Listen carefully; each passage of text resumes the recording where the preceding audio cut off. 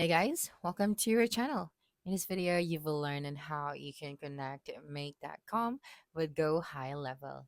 So as you can see right here, we have the Go High Level ad on the other tab.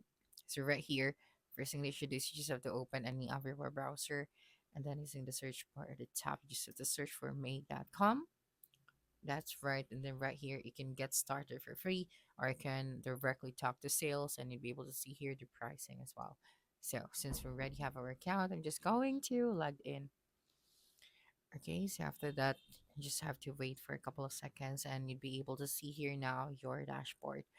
So right here, what we're going to do is we're just going to create a new scenario. Okay, so tap on the create scenario. That's right. And then after that, right here, you have this plus icon. So you just have to tap on it. And then right here, you just have to search for Go High Level. Okay, so let me just tap it out right here.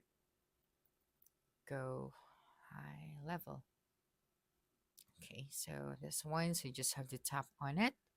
And then I just have to choose your trigger or your events.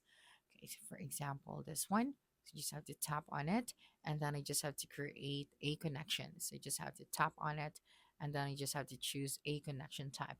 So we have this too. So for example, we are going to select this one, and then I just have to tap on the save option, and another window or tab will open. So right here, you just have to authorize, and then make sure that you have logged in to your Go High Level account.